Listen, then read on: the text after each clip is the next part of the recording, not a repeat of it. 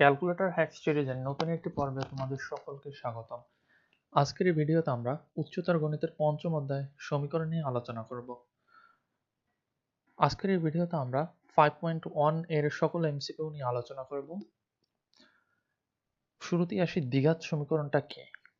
যে সমীকরণে চলকের পাওয়ার সর্বোচ্চ পাওয়ার 2 থাকে সেটাই হচ্ছে দ্বিঘাত সমীকরণ।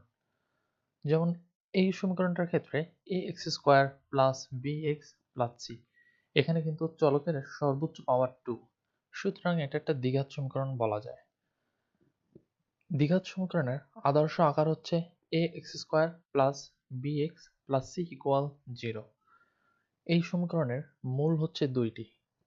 তোমরা মনে রাখবা, কোন একটা সমীকরণে চলকের সর্বোচ্চ পাওয়ার থাকবে যত, ওই সমীকরণে মূল ততটি। এই সমীকরণটার ক্ষেত্রে সর্বোচ্চ পাওয়ার 2। দ্বিঘাত সমীকরণে সব সময় দুইটি মূল থাকবে, যেহেতু এর সর্বোচ্চ পাওয়ার 2। একটা মূলকে আমরা x1 দিয়ে প্রকাশ করছি এবং আরেকটা মূলকে x2 দিয়ে প্রকাশ করা হয়েছে।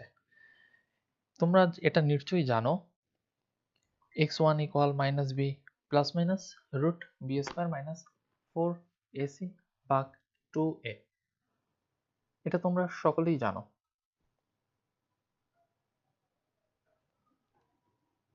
এখানে এই মূল দুটির মধ্যে বি স্কয়ার মাইনাস 4ac, এটাকে বলা হয় এই সমীকরণটির নির্ণায়ক। বি স্কয়ার মাইনাস 4ac এর মানের উপরে এই মূল দুটির প্রকৃতি নির্ভর করে। আমরা যদি একটু সামনের দিকে যাই, এখানে বি স্কয়ার মাইনাস 4ac এটাকে আমরা এখানে ডি দিয়ে প্রকাশ করছি আমাদের সুবিধার জন্য। যেহেতু বি স্কয়ার মাইনাস 4ac কে নির্ণায়ক বলা হয়, সো ডি হচ্ছে ডিটারমিন্যান্ট, এটার মানে হচ্ছে নির্ণায়ক। ডি এর মানটা যদি, এটা তোমরা বইয়ে ছক আকারে পেয়ে যাবা, আমি এখানে একটু চিত্রের সাহায্যে দেখানোর চেষ্টা করছি।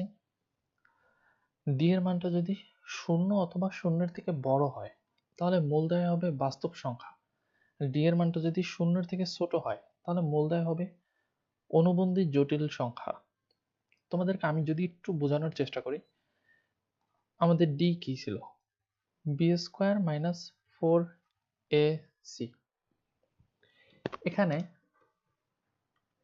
বি স্কয়ার মাইনাস 4ac আমাদের মূলটা কি ছিল? আমরা যদি একটা মূল নিয়ে একটু চিন্তা করি, minus b plus root b square minus 4ac। B square minus 4ac এর পরিবর্তে আমরা এখানে ডি লিখি। আমাদের মূলটা ছিল এরকম, প্লাস মাইনাস ডি ভাগ 2a, এটা x হবে। x equal minus b plus minus d ভাগ 2a, রুট ডি ভাগ 2a, কারণ তো রুটের ভিতরে ছিল। এবার যদি একটু দেখি, ডি এর মানটা যদি এখানে নেগেটিভ আসে, শূন্যের থেকে ছোট হওয়া মানেই তো ঋণাত্মক আসা। ডি এর মানটা যদি ঋণাত্মক আসে তাহলে রুটের ভিতর কিন্তু ঋণাত্মক চিহ্ন চলে আসে। রুট কোন একটা নেগেটিভ নাম্বার আসবে। রুটের ভিতর নেগেটিভ আসা মানে কি? সেটা জটিল সংখ্যা। কখনো যদি দেখো বর্গমূলের ভিতর নেগেটিভ চিহ্ন আসছে, নেগেটিভ চিহ্নযুক্ত কোনো সংখ্যা আসছে, তাহলে সেটা জটিল সংখ্যা হবে। তো এটাই বলা হয়েছে এখানে, ডি এর মানটা যদি শূন্যের থেকে ছোট হয় তাহলে সেটা হবে অনুবন্ধী জটিল সংখ্যা। অনুবন্ধী মানে কি? অনুবন্ধী মানে হচ্ছে জোড়ায় জোড়ায় আসা। এটা তোমরা এখন নাও বুঝতে পারো, এটা উপরে উঠলে পেয়ে যাবা। ডি এর মানটা যদি শূন্যের থেকে বড় হয়, ডি এর মান শূন্য অথবা শূন্যের থেকে বড় হওয়া মানে কি? রুটের ভিতর কোনো পজিটিভ নাম্বার আসা। রুটের ভিতর কোনো পজিটিভ নাম্বার আসবে। পজিটিভ নাম্বার আসলে তো সেটা বাস্তব সংখ্যাই হয়, অর্থাৎ বাস্তবে পাওয়া যায় এই সংখ্যাটা।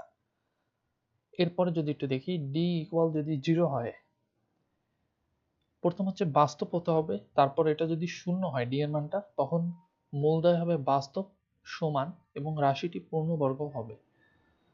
যে মূল দুটি আসবে সেটা বাস্তব হবে, সমান হবে এবং রাশিটি পূর্ণবর্গ হবে। আর ডি এর মানটা যদি শূন্যের থেকে বড় হয় তখন মূলদয় হবে বাস্তব কিন্তু অসমান।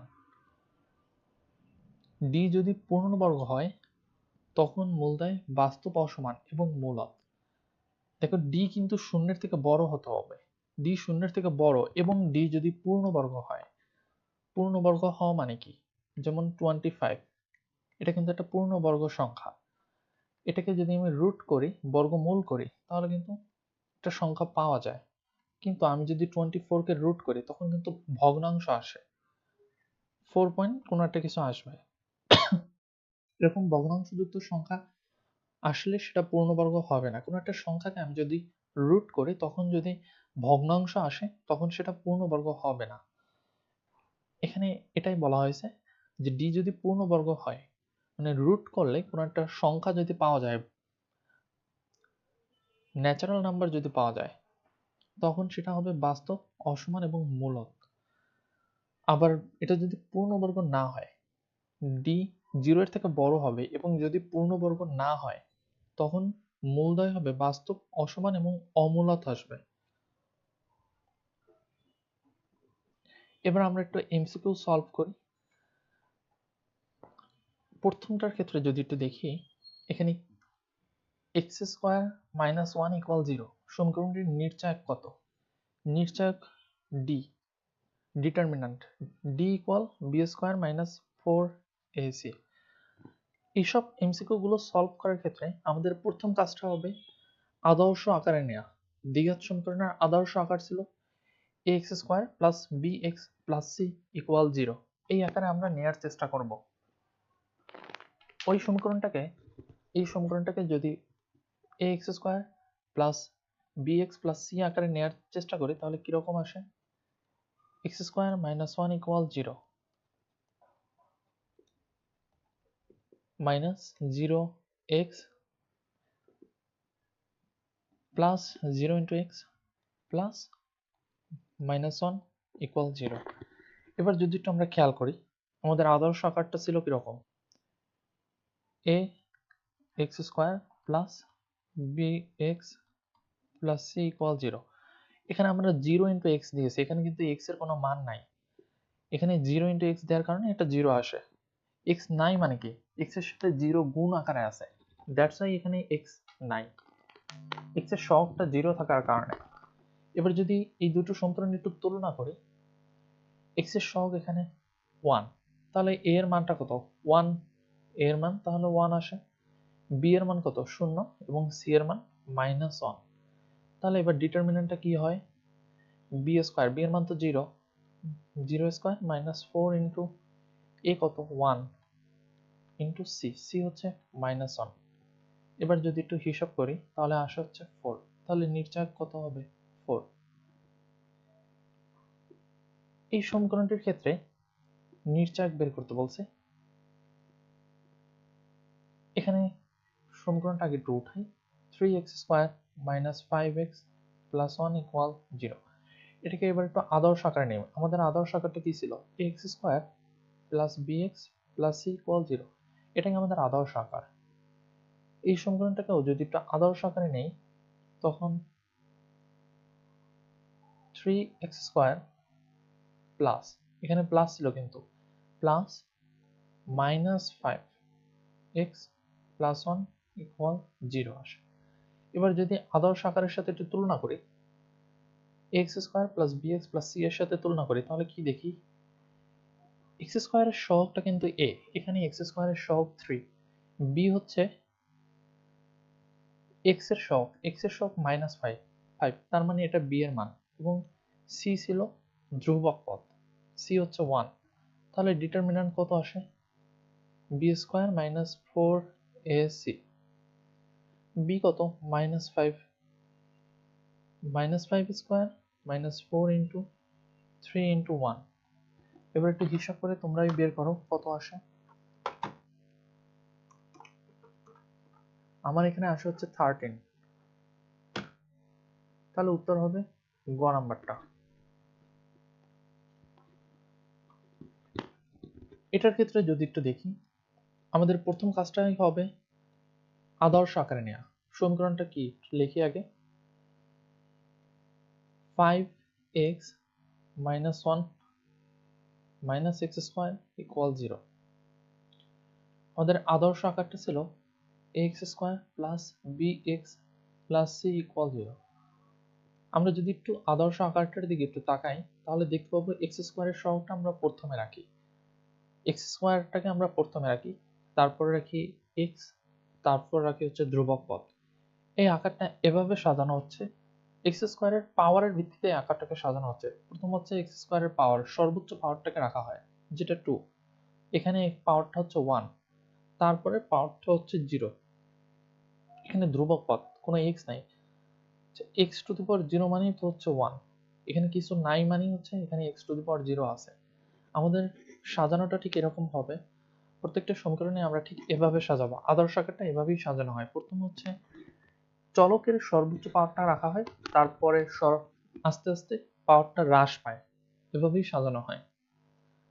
এই সমীকরণটাকেও যদি ঠিক ওভাবে সাজাই, প্রথমে চলকের সর্বোচ্চ পাওয়ারটা এক্স স্কোয়ার, তারপরে plus 5x minus 1 equal 0।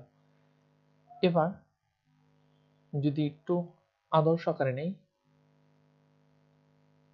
Minus 1, এখানে এক্স স্কোয়ারের পিছনে মাইনাস আছে, শুধু কোনো সহগ নাই, এটার সহগ না থাকা মানে এখানে 1 আছে, plus 5x plus minus 1 equal 0।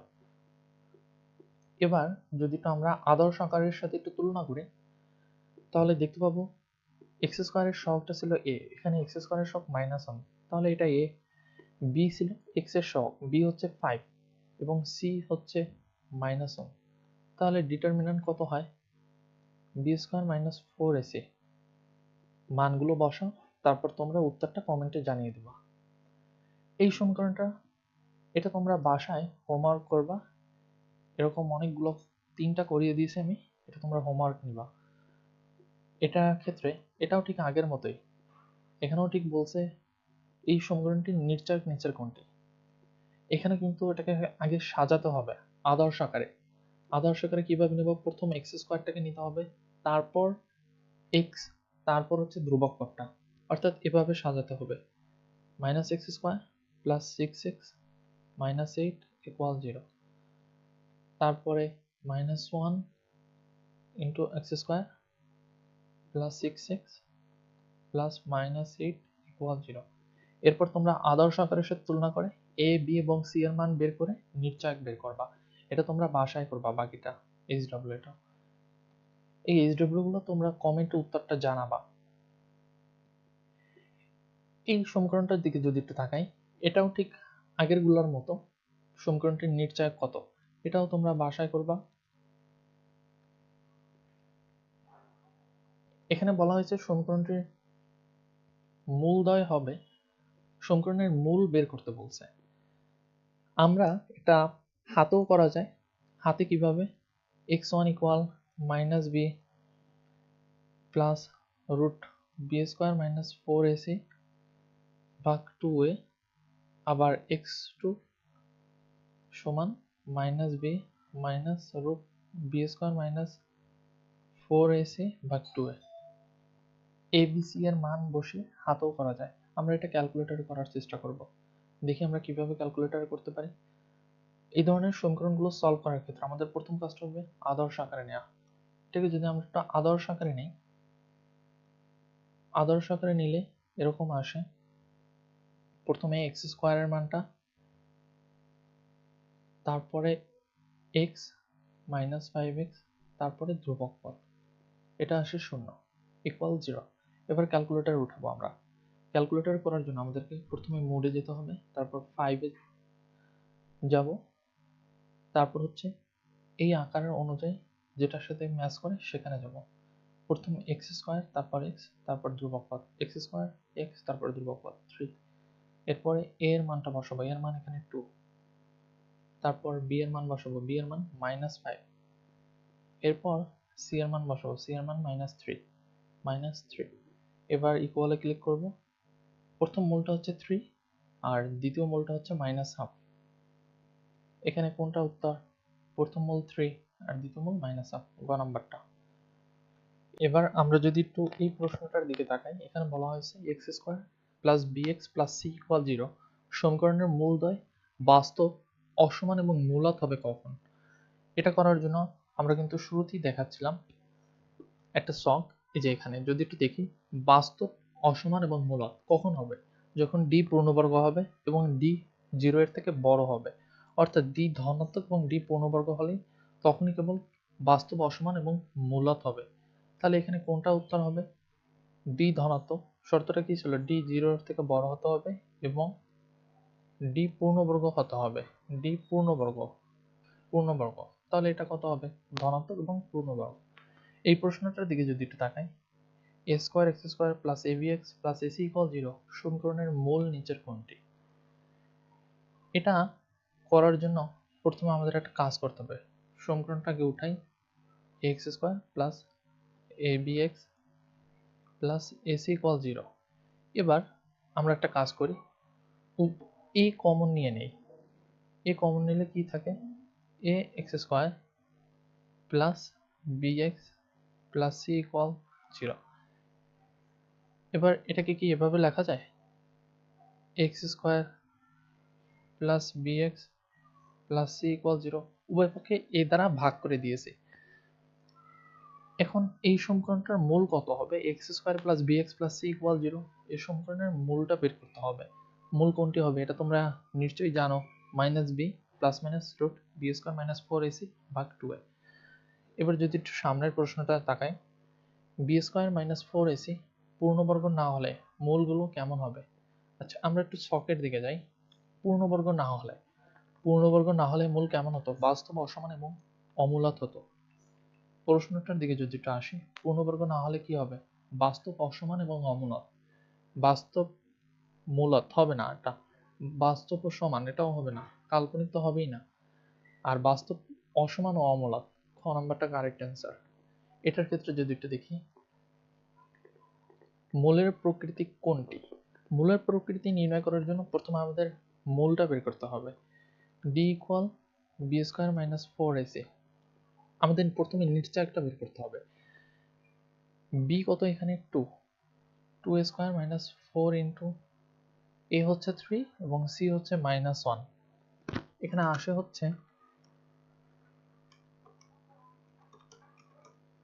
16 আসে, যেটা একটা ধনাত্মক সংখ্যা এবং 16 কিন্তু একটা পূর্ণবর্গ। এটাকে যদি আমি রুট করি তাহলে 4 আসে, কোনো ভগ্নাংশ আসে না। সুতরাং এটা একটা পূর্ণবর্গ, ধনাত্মক নাম্বার, পজিটিভ নাম্বার প্লাস পূর্ণবর্গ সংখ্যা। তাহলে এটা কি হবে? আমরা যদি একটু দেখি, এখানে কি ছিল? ডি 0 এর থেকে বড় এবং যদি পূর্ণবর্গ হয় তাহলে বাস্তব, অসমান এবং মূলদ হবে। এখানে মূলটা কি হবে তাহলে? বাস্তব, অসমান, বাস্তব সমান মূলদ। সমান কখন হতো? যখন ডি এর মান 0, তখন বাস্তব, সমান এবং মূলদ। বাস্তব, অসমান এবং মূলদ হবে খ। আর অমূলদটা কখন হতো? যদি ডি পূর্ণবর্গ না হতো তখন হতো বাস্তব, অসমান, অমূলদ। বাস্তব, অসমান ও মূলদ, এটা তো অবাস্তব, এটা না, ঘ হবে। অবাস্তব কখন হতো? যদি ডি এর মানটা 0 এর থেকে ছোট আসতো, মানে নেগেটিভ আসতো, তখন হতো অবাস্তব। আজকের ভিডিওটা এ পর্যন্তই। যদি তোমাদের ভালো লাগে ভিডিওটা তাহলে চ্যানেলটা অবশ্যই সাবস্ক্রাইব করবা, ফেসবুকে ফ্রেন্ডদেরকে মেনশন দাও। আমাদের একটা ফেসবুক গ্রুপ আছে কনসেপ্ট জোন নামে। ফেসবুক গ্রুপ হচ্ছে কনসেপ্ট জোন নামে, যেটা তোমরা ফেসবুকে সার্চ দিলেই পেয়ে যাবা, কনসেপ্ট জোন এসএসসি।